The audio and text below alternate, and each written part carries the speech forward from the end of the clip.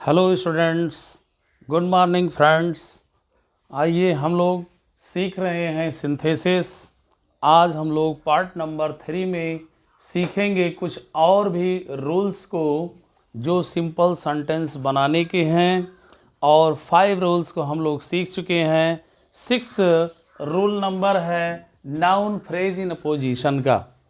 जब क्लासेस में एक ही व्यक्ति के लिए एक से अधिक संज्ञा का प्रयोग किया गया होता है, एक तो होता प्रॉपर नाउन और दूसरे एक से अधिक कॉमन नाउन्स आते हैं, तो उन सभी को कॉमा के अंतर्गत लिखते हैं और लास्ट में क्रिया के सहित कॉम्प्लीमेंट को लिख देते हैं।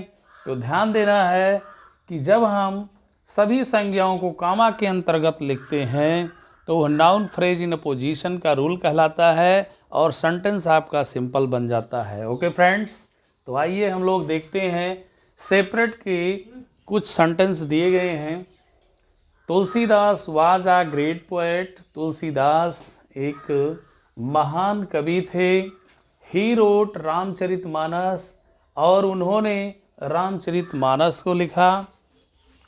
तो यहाँ पर देखना है कि तुलसीदास ये हो गया प्रॉपर नाउन, व्यक्ति का नाम है, और ये क्या थे, एक महान कवि थे। तो ग्रेट पोएट, ये पोएट वर्ड क्या हो गया, ये कॉमन नाउन के पद का नाम हो गया।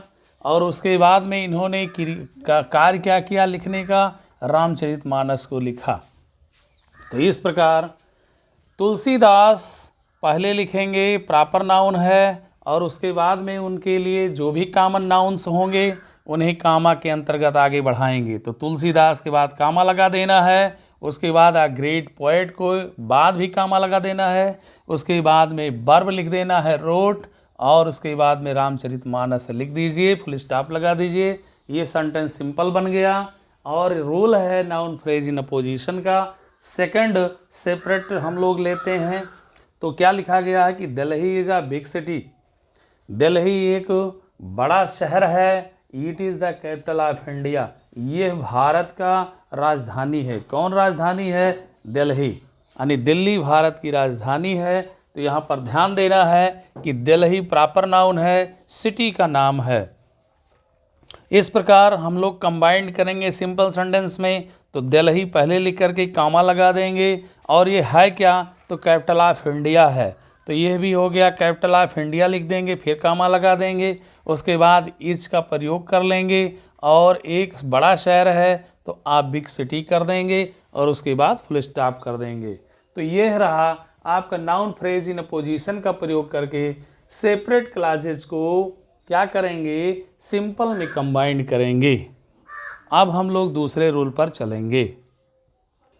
अब हम लोग दूसरा सेंटेंस लेते हैं, रूल नंबर 7 का है। एडवर्ब या एडवर्बियल फ्रेज का प्रयोग करके हम लोग सिंपल सेंटेंस बनाएंगे। ये स्थिति कब लागू होती है, कब हम लोग एडवर्ब बनाएंगे, जब कोई बात कही जाए, जैसे कहा गया कि ही इज स्टूपिड, वह मूर्ख है। दिस इज सर्टेन, यह निश्चित है। यानी यहाँ पर सर्टेन वर्ड आया है, ये सर्टेन वर्ड एडजेक्टिव है, निश्चित है।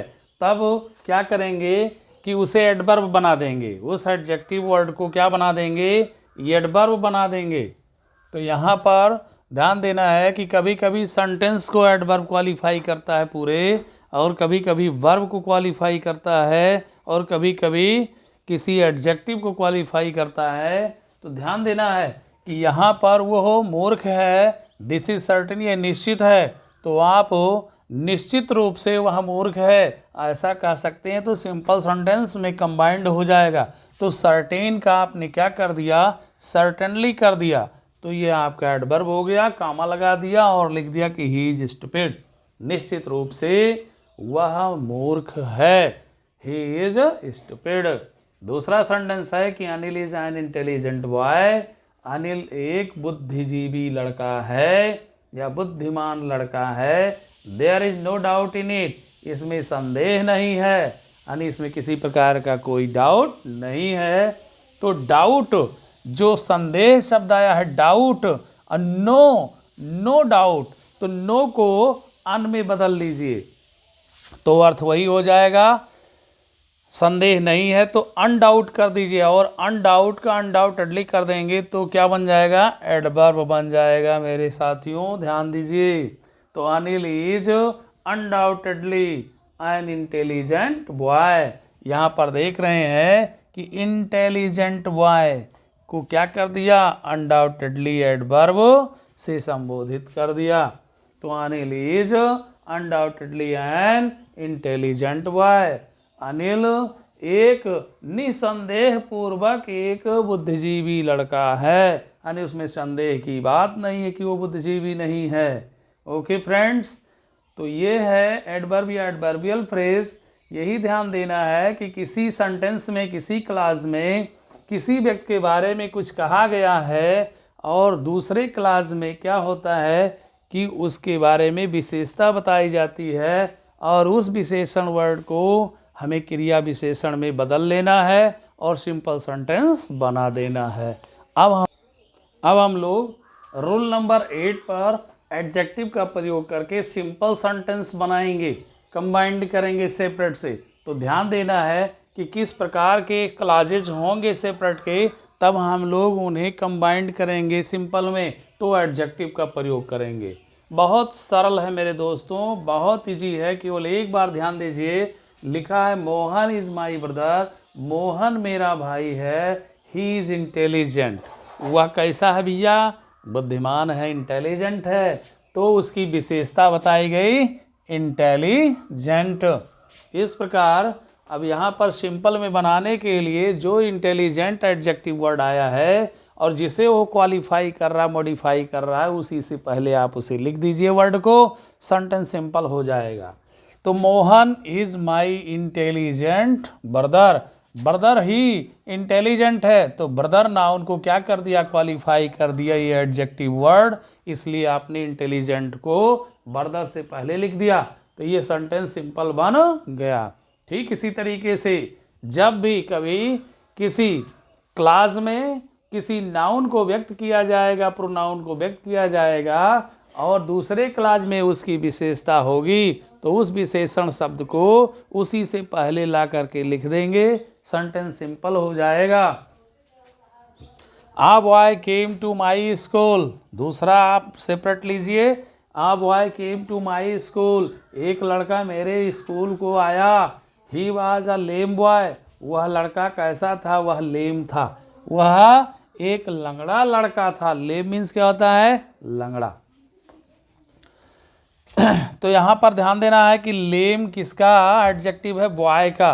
तो यहाँ पर क्या कर देंगे, आ लेम बॉय कर देंगे कि एक लंगड़ा लड़का मेरे स्कूल आया, तो a lame boy came to my school, यानी बॉय नाउन को क्वालिफाई किया तो बॉय से पहले लेम को लिख देना है। ओके फ्रेंड्स, यदि समझ में आ रहा है तो शेयर, लाइक और सब्सक्राइब करते रहिए। अभी और पूरे सेंटेंस हम लोग सिंपल के आज इसी में ख़त्म कर लेते, 2 रूल्स और बचे हुए हैं, 8 तक हो गया एडजेक्टिव तक। और अगर किसी अन्य प्रकार की आवाज़ आ रही मेरे दोस्तों तो उसके लिए मुझे खेद है, I am sorry for that. Okay, आइए यहाँ पर रूल नंबर 9 में देखते हैं कंजंक्शन एंड का प्रयोग, कि एंड का प्रयोग करके सिंपल सेंटेंस कब बनाएंगे, यानी जब सेपरेट सेंटेंसेस कैसे होंगे, जो सेपरेट क्लॉजेज होंगे, जैसे उसमें सब्जेक्ट या ऑब्जेक्ट दोनों एंड से जोड़ने लायक होंगे। जब 2 शब्द एंड से जोड़े जाते हैं तो सेंटेंस सिंपल बनेगा, और 2 सेंटेंस अगर एंड से जोड़े जाते हैं तब वो सेंटेंस कंपाउंड बनेगा, जिसे हम लोग कंपाउंड में पढ़ेंगे। तो यहाँ पर हम लोगों को पढ़ना है सिंपल। तो सिंपल के लिए केवल 2 वर्ड को हम एंड से जोड़ सकते हैं, चाहे वो सब्जेक्ट के स्थान पर जोड़ें व ऑब्जेक्ट के स्थान पर। तो यहाँ पर लिखा गया Ram went to school, Ram school गया। Mohan also went with Ram, Mohan भी राम के साथ गया, तो दोनों ही गए स्कूल, इसका मतलब। तो यहाँ पर क्या कर देंगे कि राम एंड मोहन, राम और मोहन को किससे जोड़ दिया, एंड से जोड़ दिया, कि जहाँ पर राम गया वहीं पर मोहन भी गया उसके साथ अगर गया। तो यहाँ पर Ram and Mohan went to school, Ram और मोहन स्कूल गए। ओके फ्रेंड्स, तो ये चीज़ आपको समझ में आ रहा होगा। आई एट मैंगो, मैं आम खाया, आई एट बनाना आल्सो, मैं बनाना भी खाया, केला भी खाया। तो मैंगो और बनाना दोनों खाया, इसलिए मैंगो और बनाना को किससे जोड़ दीजिए, एंड से जोड़ दीजिए। तो आई एट मैंगो एंड बनाना, यानी मैंगो और बनाना एंड से जुड़ गए। ये ऑब्जेक्ट जुड़ गए और यहाँ पर सब्जेक्ट जुड़ गए। तो चाहे सब्जेक्ट के स्थान पर दो शब्द जुड़ जाएं या ऑब्जेक्ट के स्थान पर दो शब्द जुड़ जाएं, तो इस प्रकार से कंजंक्शन एंड का भी प्रयोग करके सिंपल सेंटेंस बनाया जाता है। अब हम लोग एक रूल बचा है 10 नंबर, उस पर भी हम लोग देख लेते हैं। आइए अब हम लोग रूल नंबर 10 में देखते हैं जीरंड विद प्रीपोजिशन का प्रयोग। जीरंड के साथ कोई ना कोई प्रीपोजिशन होगा, तभी वो सिंपल सेंटेंस बनेगा। मेरे मित्रों, मेरे छात्र छात्राओं, ध्यान देना बेटा कि यहाँ पर जैसे सेंटेंस सेपरेट कर लिया गया कि I went to school, I read my book. मैं स्कूल गया, मैं अपना पुस्तक पढ़ा। तो आई वेंट टू स्कूल, मैं स्कूल गया, आई रीड माई बुक, मैं अपना पुस्तक पढ़ा। तो यहाँ पर ध्यान देना है कि प्रेजेंट पार्टिसिपल का भी प्रयोग यहाँ हो सकता है, परफेक्ट पार्टिसिपल का प्रयोग यहाँ हो सकता है, बशर्ते जीरंड विद प्रीपोजिशन का भी प्रयोग यहाँ हो सकता है। कैसे? जब आप एक कार्य के बजाय दो कार्य कर रहे हैं, एक तो स्कूल गए और स्कूल जाने के बावजूद बजाय आपने क्या कर लिया, पुस्तक भी पढ़ लिया। तो दो कार्य कर लिया आपने, तो इन स्पाइट ऑफ का प्रयोग कर दो या इंस्टीड ऑफ का प्रयोग कर लो या बी साइड्स का प्रयोग कर लो। इन तीनों शब्द का क्या मतलब होता है? के अतिरिक्त, के बजाय, के सिवाय, के अलावा, यही होता है ना। तो इन स्पाइट ऑफ या बी साइड्स का प्रयोग कर लो या इंस्टीड ऑफ का प्रयोग कर लो। कि गोइंग टू स्कूल, स्कूल जाने के बावजूद, के अतिरिक्त, स्कूल जाने के अतिरिक्त। अब यहाँ पर आईएनजी का अर्थ जाने, गो में क्या हो गया, जाने, ने आ गया। तो ना ने नी जब आईएनजी का अर्थ ले ले तो वह जीरंड हो जाता है दोस्तों।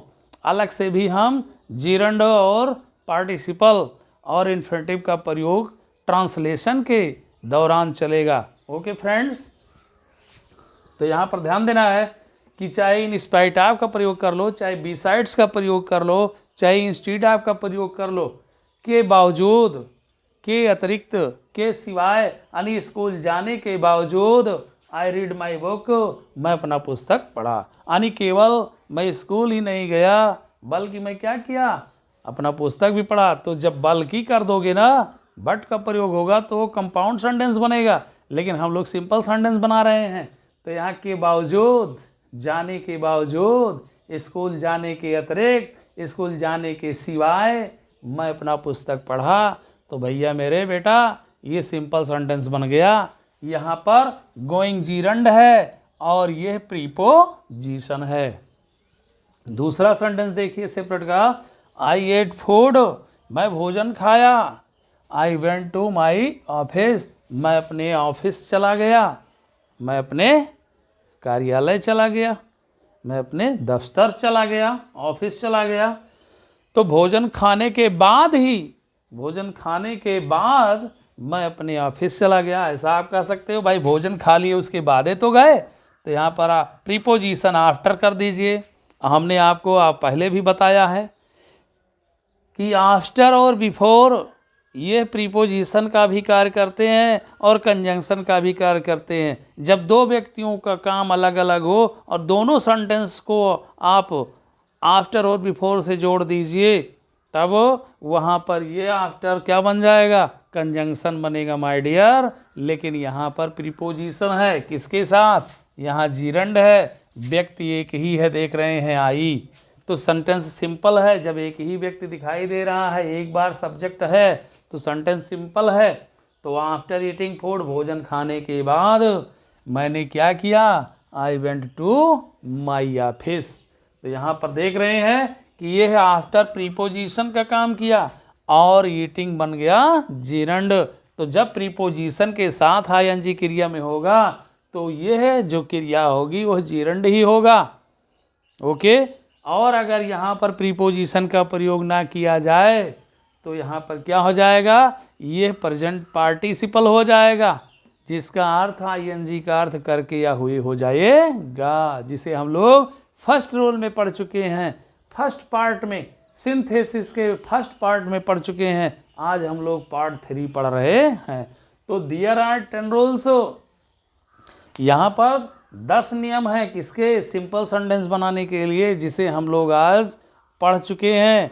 अब हम लोग नेक्स्ट वीडियो में सिंथेसिस में सिंपल नहीं कॉम्प्लेक्स सेंटेंस बनाने के रूल्स पढ़ेंगे, ऐसे कंपाउंड के भी पढ़ लेंगे। तो जब हमें सभी आ जाएगा तो एक दूसरे में चेंज करना भी हमें आ जाएगा। मेरे दोस्तों, आप धैर्य रखिए और पढ़ते रहिए, लाइक एंड सब्सक्राइब करते रहिए मेरे दोस्तों।